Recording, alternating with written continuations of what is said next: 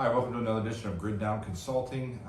Today I have the tremendous pleasure of once again having General Ken Chrosniak with me in my office. He was on vacation. He was gracious enough to swing by and do an interview. There's a lot of stuff going on in the world right now, as you are all aware.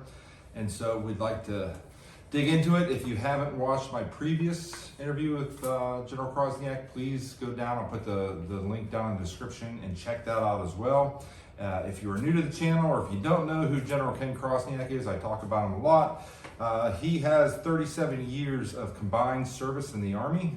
General Chrosniak served in a varied command and staff assignments in the U.S. and overseas, including Vietnam, Bosnia, Kuwait, and Iraq. He's a 1990 Army War College graduate. He was on the Joint Chiefs of Staff, where he assisted in writing the National Military Strategic Plan for the War on Terror. He served in Baghdad, Iraq as the Chief of Staff of Strategy Plans and Assessments Office. He spent 2 additional years as Chief of Staff of the Army Asymmetrical Warfare Office in the Pentagon. He's presently an instructor in the Center for Strategic Leadership's Mission Command and Cyber Warfare Division, member of the FBI, sponsored InfraGard, President Impact America. I don't think I have enough time in the thing to go through all your accomplishments. So once again, I really appreciate you joining us today. It's great to be here. I always enjoy seeing you again. Yeah. Talk to you quite often on the telephone, but that's not the same as in person. Yeah. Which even during this fiasco, especially at the end of it, at least I've sojourned from it for a while. Yeah, it's back to normal. for now, at least. For now, yeah. It's so today is Friday, August 20th, right? So if you're not living in a box somewhere, you'll know that Afghanistan has fallen this week, and we are going to discuss some of the things that are happening in the Middle East, some of the things that are happening with China, and there's no one else better that I could think of to have that conversation with than Ken Chrosniak. So, I mean, if you haven't, again, you have to be living under a rock to not have seen the images coming out of Afghanistan. They're heartbreaking. I mean, the one that really stands out to me, it seemed like a clip from the movie World War Z, the zombie movie, where everyone's climbing on the plane, trying to get on the plane as the plane's going down the runway, and then you see those 2 poor people fall from the plane as it takes off, and it's just... Or in the wheel well, when they landed in Qatar, I believe. They had to clean out the wheel well. Yeah, and that was a young 17-year-old young man that was part of the Afghani national soccer team. So he wasn't like a nobody. He was, you know... so yeah, it's heartbreaking.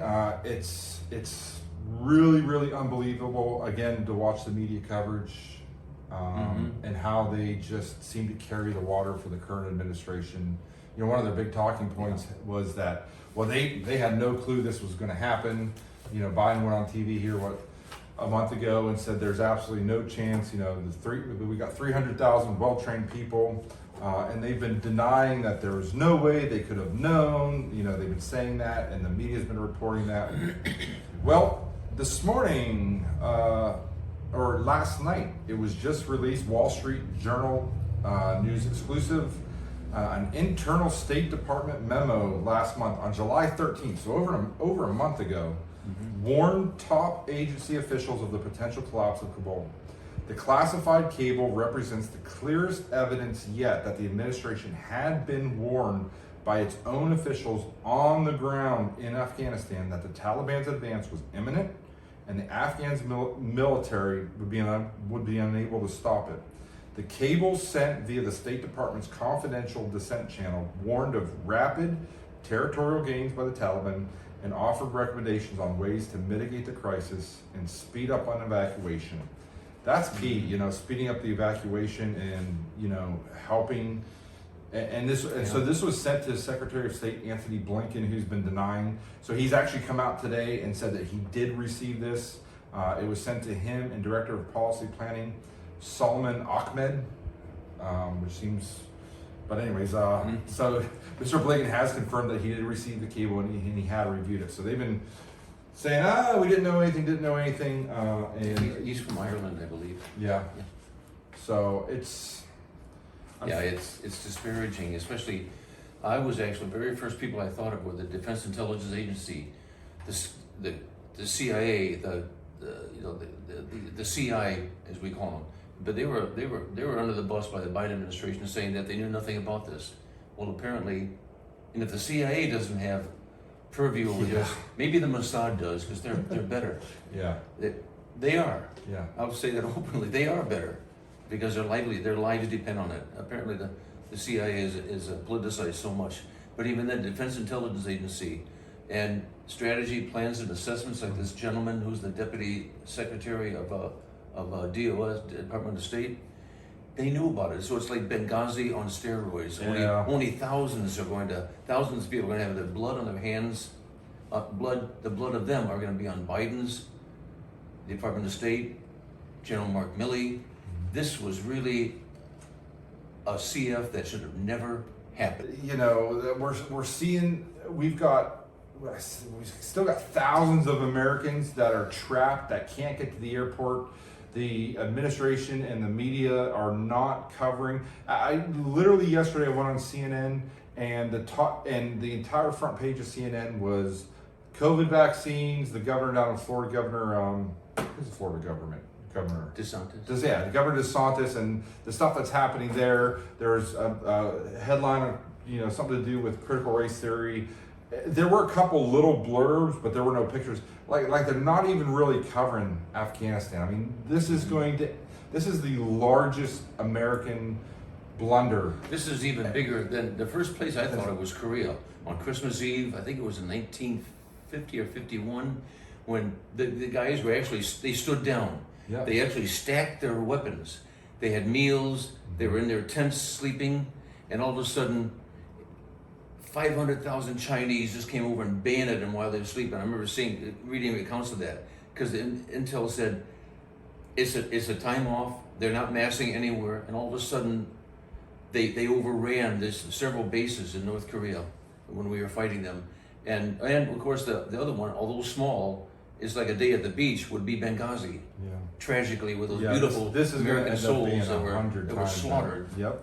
And Yeah, it's just. this has second and third order effects that are going to really come back and bite us right here in East Aurora, right here in New York City, or any place Yep. out in the hinterlands of America. It's going to come back and eventually attack us. It will. This is the precursor that is going to light the Middle East on fire. So I have a list of things. I found it. The Hill covered it. Actually, Politico covered it, but they didn't list the equipment. So a couple outlets are covering this, but it's staggering. I mean, it's absolutely staggering. We spent $83 billion training and equipping the Afghan security forces. So here is what the Taliban has gained by us walking out of there, by us not following the intel that we had a month ago, and the Trump protocol. And it was all laid in. That's right. So again, they're blaming this on Trump, but in Trump's own protocol, he had us destroying all this equipment, strategically withdrawing and taking this equipment. And I don't want to be too harsh. I do realize that things happen quickly. Things happen on the ground in a battle of warfare. But you don't leave this level of equipment behind. Or if you do, you destroy it. That's what I'm saying, and that's what we did in. And we can do that. We've done that in other wars. It sometimes costs more money to ship a lot of this heavy equipment back. They just drive it out in the desert. Well, like after Desert Storm, I know there's artificial reefs out there right now near Diego Garcia and so on, where there's millions of tons of jeeps and vehicles, and the ammo's buried like a football field. Mm-hmm. It was just dumped in the ocean. All the oil was drained. You got to be environmentally conscious, of course, right? And fuel, and there's all kinds of artificial reefs out there, which the Department of Defense said it's going to be great for new fishing habitats and all that. Well, I don't know, but there's brand new equipment, but it's out there just north of Diego Garcia and so on. But now, so for those of you that don't know, this is what the Taliban has gained. Okay, 75,898 vehicles 4,700 of which are Humvees, thousands of MRAPs and anti-armor vehicles, 600,000 small weapons, 7,000 of those are light machine guns, 162,000 pieces of communications equipment, 208 aircraft, 16,000 pieces of intelligence, surveillance, and reconnaissance equipment,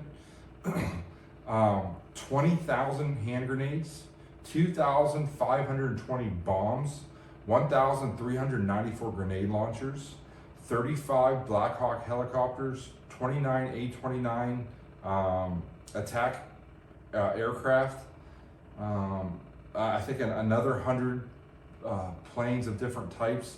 And then the big one to me was, if that's not big enough, 16,000 night vision optics is what they gained. That's bad. That's bad because the special forces, a lot of them, their motto is "We own the night." That's always been the thing. We send our special forces guys in at night because not anymore. That's right. They're going to kill us in the nighttime also. That's right. So all this equipment isn't just going to stay in Afghanistan, right? It's being disassembled or brought down to Pakistan, which is a major supporter of the Taliban, even though that we give them billions of dollars every year when we should be rightfully giving the money to India. Yeah. But the problem started with President Bush. In the chaos of 9/11, you had to have, you keep your friends close and your enemies closer. And Musharraf in Pakistan is an enemy. And we made a bond. We're spending them, $35 million a year for... Who? Pakistan. Yeah, Actually, more than it's that. billions. Billion. Yeah, Excuse me. yeah. Billion. Oh yeah. Well, 34 million goes to gender studies, I guess. But you'll know soon enough when you get your PhD in Yeah, it. I got to get my gender studies thing, and I work on my doctorate.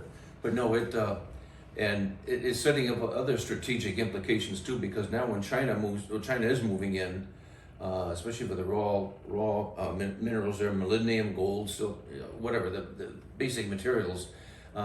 They're united at the hip with Pakistan, and of course India is they're engaging China right now, and of course Iran's going to have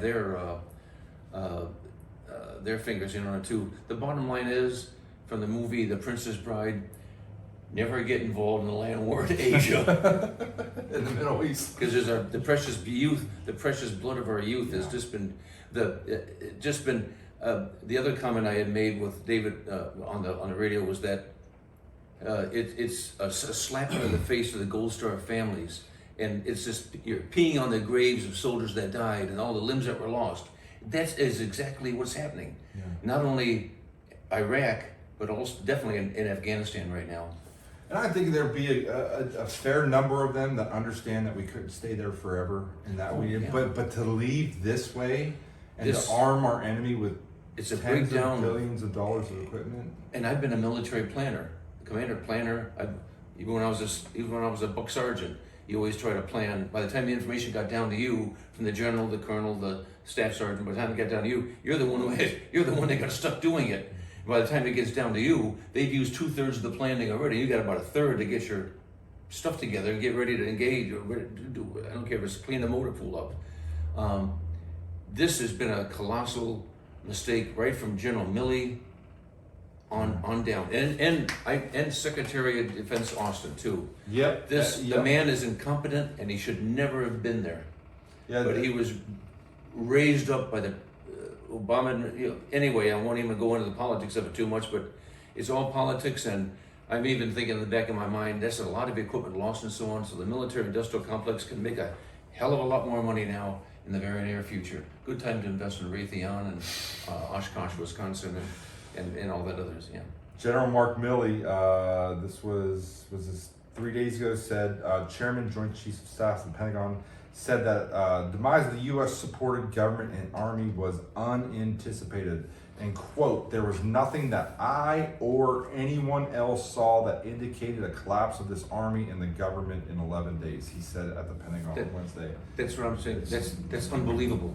You plan for the worst case situation. I don't believe it. That's not true. He's completely politicized. Yeah. And I just worked with him for a couple of weeks when my one unit was decimated, and they brought in another infantry battalion from infantry company from the 10th Mountain Division, from Mark's unit.